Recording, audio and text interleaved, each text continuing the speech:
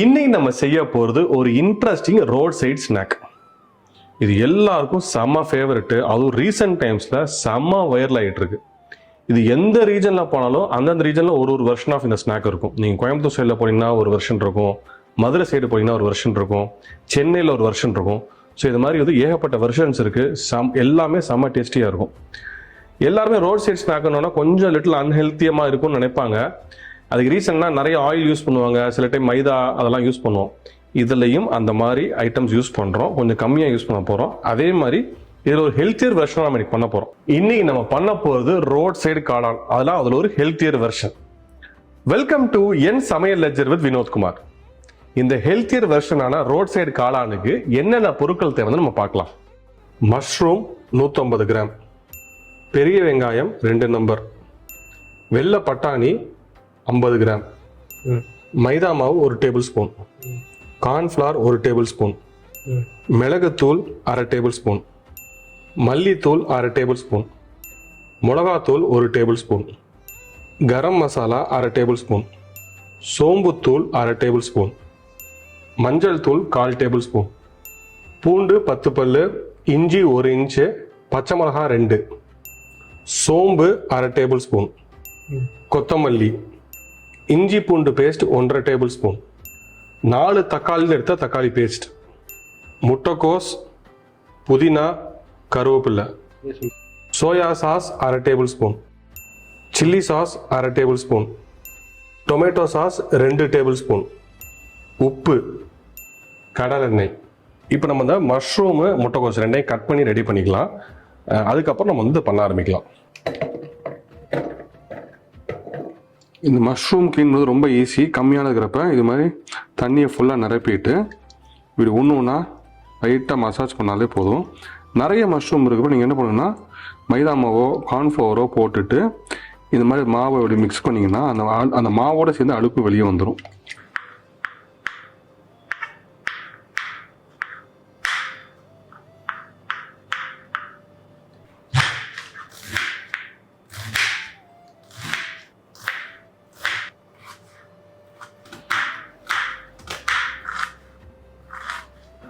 Mushroom வந்து இந்த அளவுக்கு பொடி, இது கம்மியாகவும் ரொம்பலாம் ரொம்ப பொடியாக கட் பண்ணிடாதீங்க, கரைஞ்சிரும். ஸோ இதை முதல்ல போட்டுக்கலாம்.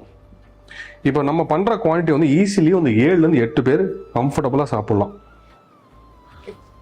அதுக்கப்புறம் இந்த முட்டைக்கோஸ் வந்து இது கொஞ்சம் கிரன்ச்சினஸ் கொடுக்கும், டேஸ்ட்டும் நல்லாயிருக்கும்.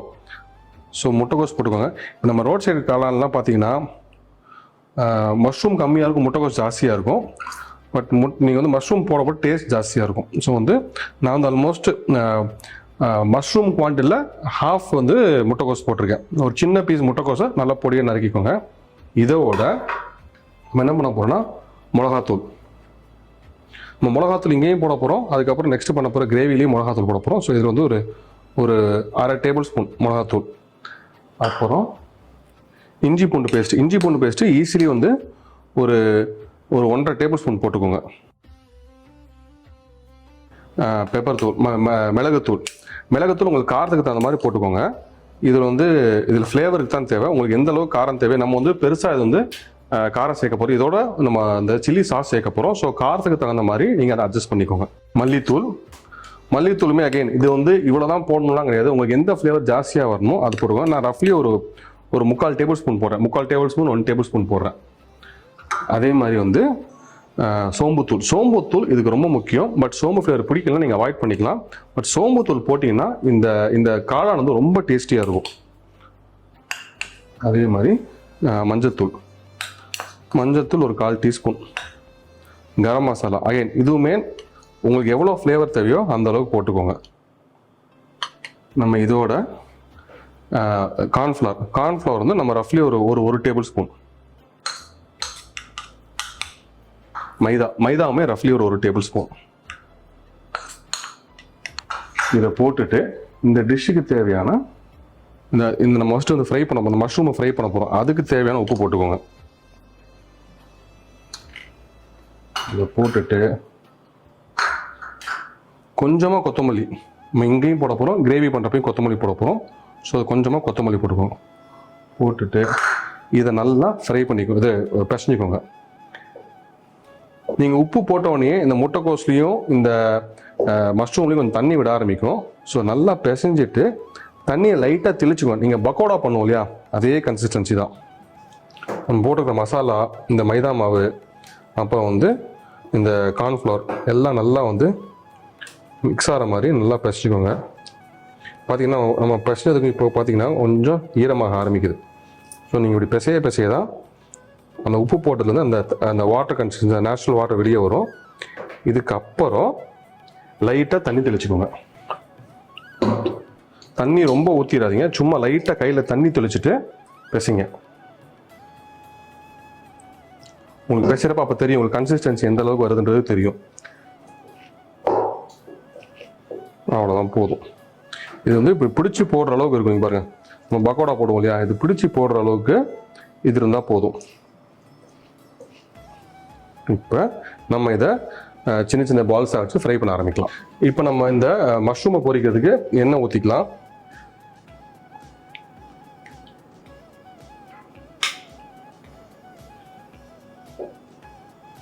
எண்ணெய் சூடாக வரைக்கும் வெயிட் பண்ணுங்க. சூடானதுக்கப்புறம் சின்ன சின்ன பக்கோடாவை போட்டு இந்த மஷ்ரூமை பொரிக்க போகிறோம். இது மாதிரி சின்ன சின்ன சைஸஸாக போடுங்க. நீங்கள் இன்னும் கூட சின்னதாக கூட போட்டுக்கலாம்.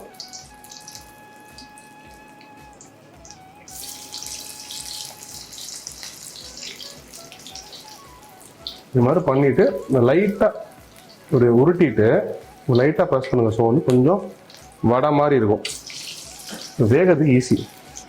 இதை ஃப்ரை பண்ணுறது கொஞ்சம் மீடியம் ஃப்ளேம்லேயே வச்சு ஃப்ரை பண்ணுங்க. ஏன்னா வந்து ரொம்ப ஹை ஃப்ளேமில் இருந்தால் வெளியில் வந்து பொரிஞ்சிடும், உள்ளுக்குள்ளே வேகாமல் இருக்கும். ஸோ மீடியம் ஃப்ளேம்லேயே வச்சு ஃப்ரை பண்ணுங்க. இப்போ ஆல்மோஸ்ட் வெந்துருச்சு பாருங்க.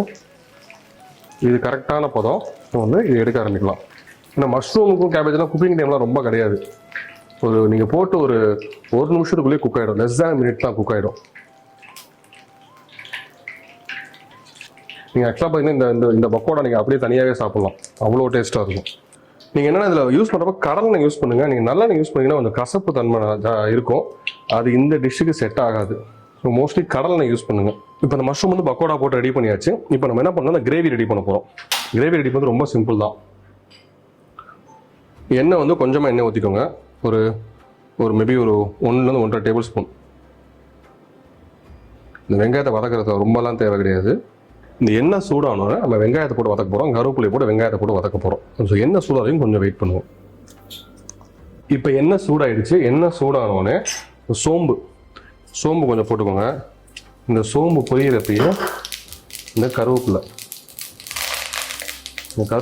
போட்ட உடனே இந்த வெங்காயத்தை நல்லா பொடியாக நறுக்கி வச்சுருக்கேன். இந்த வெங்காயத்தையும் உள்ளே போடுறோம்.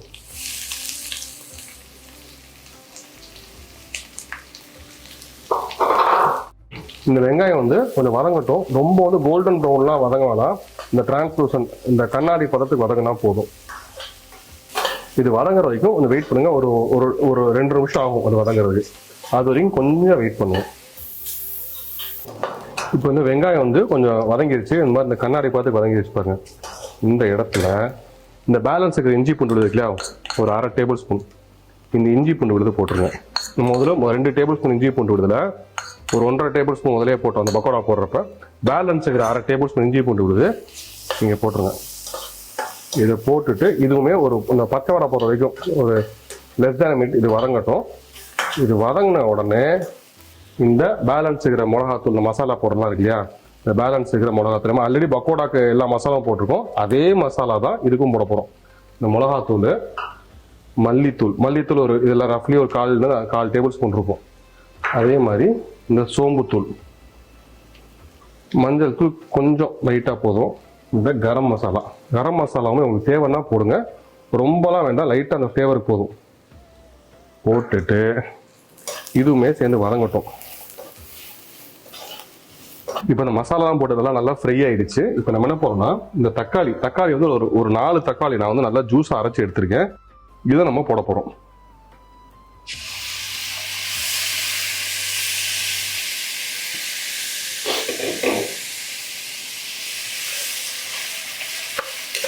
இதை போட்டு இந்த தக்காளி வந்து ஒரு கொதி வரட்டும். நம்ம போட்டுக்கிற மசாலா, இந்த வெங்காயம் எல்லாமே இந்த தக்காளியோட நல்லா பிளெண்ட் ஆகி ஒரு கொதி வரட்டும். அது வரைக்கும் கொஞ்சம் வெயிட் பண்ணுங்க. ஒரு 7-8 பல்லு பூண்டு, அப்புறம் வந்து 2 பச்சை மிளகா, அப்புறம் 1 இன்ச் இஞ்சி, இதெல்லாம் போட்டு நான் இடிக்க போகிறேன். ரொம்ப ஃபைனாலாம் வந்து அரைக்க வேண்டாம், சும்மா ரஃப்பாக இடித்தா போதும். இப்போ நான் இடிச்சிருக்கேன் இல்லையா, இஞ்சி பூண்டு பச்சை மிளகா ரஃப்பாக இடிச்சிருக்கேன்னு சொன்னேன். இந்த மாதிரி குறை இடித்தா போதும். இதெல்லாம் வந்து வாயில் தட்டுப்படணும், அந்த அளவுக்கு இடிக்கணும். இப்போ நான் என்ன பண்ண போறேன்னா, இந்த தக்காளி கொதி வந்துருச்சு.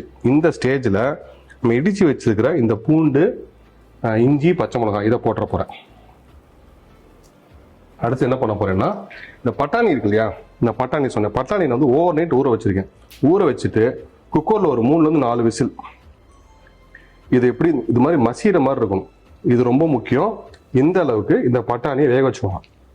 ஓவர் நைட் ஊற வச்சு பண்ணால் தான் வரும். நான் என்ன பண்ணேன், இதையுமே உள்ளே போட போகிறேன். இது போட்ட உடனே கொஞ்சம் திக்காயிடும். ஸோ அதுக்கு தகுந்த மாதிரி தண்ணி ஊற்றிக்கோங்க. இது ரொம்ப அதிகமாக இருக்குன்னு நினச்சா நீங்கள் கம்மி பண்ணிக்கோங்க. நம்ம வந்து கொஞ்சம் இந்த இந்த ரோட் சைடு காளான் வந்து கொஞ்சம் ஹெல்த்தி வேரியண்ட்டாக, இது வந்து ப்ரோட்டீன் இருக்குது. ஸோ நம்ம இதை ஆட் பண்ண போகிறோம். உங்களுக்கு அதிகமாக இருக்குது அப்படின்னா நீங்கள் தாராளமாக கம்மி பண்ணிக்கலாம். இதை டோட்டலாக அவாய்டும் பண்ணலாம், இதை எல்லாமே நல்லாயிருக்கும். இப்போ இந்த கிரேவி ஆல்மோஸ்ட் ரெடி ஆகிடுச்சு. ஃபினிஷிங் தான். நம்ம வந்து இந்த சோயா சாஸ் இருக்கும் இல்லையா, இந்த சோயா சாஸ் ரஃப்லி வந்து ஒரு 1/2 டேபிள் ஸ்பூன், 1 டேபிள் ஸ்பூன் அது அந்த சோயா சாஸோட திக்னஸ் வச்சு நீங்கள் டிசைட் பண்ணிக்கோங்க. அதே மாதிரி சில்லி சாஸ் வந்து ஒரு 1/2 டேபிள் ஸ்பூன். நீங்கள் வந்து கம்மியாகவும் யூஸ் பண்ணிக்கலாம். அதே மாதிரி இந்த டொமேட்டோ சாஸ், நார்மல் இந்த சூப்பர் மார்க்கெட் கடையில் கிடைக்கிற டொமேட்டோ சாஸ் தான். இது வந்து கொஞ்சம் ஜாஸ்தி யூஸ் பண்ணுங்க. ரஃப்லி வந்து ஒரு 2-3 டேபிள் ஸ்பூன். இந்த ஸ்வீட்னஸ் இந்த சாஸுக்கு இந்த கிரேவிக்கு தேவை. இதை போட்டுட்டு கொத்தமல்லி நீங்கள் எவ்வளோ வேணால் போட்டுக்கலாம். புதினாவுமே நான் வந்து ரஃப்பாக சும்மா பிச்சு போட்டாலே போதும். இந்த கிரேவிக்கு தேவையான உப்பு, நான் வந்து இந்த பட்டாணியை வேக வைக்கிறப்ப எங்கேயுமே நான் உப்பு போடலை. ஸோ வந்து தனியாக தான் உப்பு போட போகிறோம். ஸோ இந்த கிரேவிக்கு தனியான உப்பு, நம்ம ஆல்ரெடி இந்த பக்கோடாவுக்கு போகிற உப்பு போட்டோம். இந்த கிரேவிக்கு மட்டும் எவ்வளோ உப்பு தேவையோ அந்த உப்பு போட்டுக்கோங்க. அவ்வளோதான். இதெல்லாம் பிளெண்ட் ஆகி வர்றதுக்கு ஒரு நிமிஷம் கொதிச்சா போதும். அது வரைக்கும் கொஞ்சம் வெயிட் பண்ணுங்க. இது வந்து திக் ஆகுதுன்னு நினச்சிங்கன்னா நீங்கள் வந்து தண்ணி ஊற்றிக்கலாம். இப்போ இது வந்து கொதிக்க ஆரம்பிச்சு. நீங்கள் என்ன பண்ணுங்கன்னா, ஒன்றா சிம்மில் வைங்க, இல்லைன்னா ஆஃப் பண்ணிடுங்க. ஆஃப் பண்ணிவிட்டு இந்த பக்கோடா இருக்கு இல்லையா, பக்கோடா கொஞ்சம் ஆறுனதுக்கப்புறம் சும்மா ரஃப்பாக கையில் இப்படி ஊற்றுங்க. உங்களுக்கு எந்த அளவுக்கு தேவையோ பக்கோடா போட்டுக்கோங்க. நீங்கள் இன்னும் சின்ன பக்கோடா போட்டு இன்னும் கொஞ்சம் கிறிஸ்பியாகவும் பண்ணலாம். பட் ரெண்டாவது நம்ம வந்து இந்த கிரேவியில் போட்டு மிக்ஸ் பண்ணுறப்ப அந்த கிறிஸ்பினஸ்லாம் போயிடும். இதை போட்டுட்டு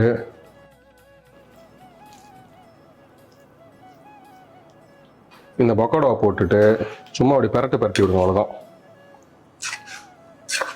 இந்த ரோட் சைடு காளானே பார்த்தீங்கன்னா வந்து ஒரு லேட்டஸ்ட்டாக வந்த ஒரு 20-25 இயர்ஸாக வந்தது தான். ரொம்ப ஓல்டு டிஷ்லாம் கிடையாது. மலை பிரதேசத்தில் காளான் விளையும். அந்த காளான் வச்சு ஒரு இன்ட்ரெஸ்டிங் டிஷ் எப்படி பண்ணலான்னு கண்டுபிடிச்சதான் இந்த ரோட் சைடு காளான். இது பெருசாக ஹிஸ்ட்ரி ட்ரெடிஷ்னல் டிஷ் அது மாதிரிலாம் கிடையாது. இன்னைக்கு ஆனால் இது பயங்கர வைரலான டிஷ்ஷு. எல்லாருக்குமே இது பிடிச்ச டிஷ் இது.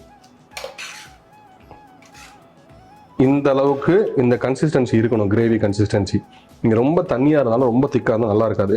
ஒரு செமி கிரேவி கன்சிஸ்டன்சி இருந்தால் தான் இந்த ரோட் சைடு காளான் நல்லாயிருக்கும். இந்த கன்சிஸ்டன்சி பார்த்துக்கோங்க. இதுதான் கரெக்டான பதம். இதோட தண்ணியாகவும் இருந்தால் நல்லா இருக்காது, திக்காக இருந்தாலும் நல்லா இருக்காது. அவ்வளோதான். இப்போ நம்ம சர்வ் பண்ண ஆரம்பிக்கலாம். பார்க்கவே ரொம்ப கலர்ஃபுல்லாகவும் அப்படைசிங்காகவும் இருக்குது. ஸ்மெல்லுமே ரொம்ப சூப்பராக இருக்குது. அது எப்படி இருக்குன்றதை நான் டேஸ்ட் பண்ணிட்டு சொல்கிறேன். இந்த ரோட் சைடு காளானாலே எல்லாருக்கும் இன்ட்ரெஸ்ட் ஜாஸ்தி. நம்ம இன்னைக்கு பயங்கர ஃப்ளேவராக பண்ணியிருக்கோம். இந்த பட்டாணிலாம் போட்டிருக்கோம். இது எப்படி இருக்குன்னு டேஸ்ட் பண்ணலாம். செம. நம்ம காளான் போட்டிருக்க இந்த மசாலா, இந்த டொமேட்டோ சாஸு, இந்த சோயா சாஸ் எல்லாமே வந்து செமையாக இருக்குது. இந்த டிஷ் வந்து இது நீங்கள் ஈஸியாக வந்து ஒரு ஈவினிங் ஸ்நாக்காகவும் சாப்பிட்லாம். இன்னும் சொல்ல போனால் இந்த கிரேவியை வந்து நீங்கள் ஒரு சப்பாத்தி தொட்டு சாப்பிட்டீங்கன்னா செம்மையாக இருக்கும். எல்லாருமே சாப்பிட்லாம். நான் வேணா குழந்தைங்களுக்கு சாப்பிட்றப்ப கொஞ்சம் காரம் கம்மியாக போட்டுக்கோங்க, அவ்வளோதானே தவிர இந்த டிஷ் வந்து சூப்பராக இருக்குது. இதே மாதிரி நீங்களும் டேஸ்டியாக சமைங்க, என்ஜாய் பண்ணி ஹாப்பியாக சாப்பிடுங்க.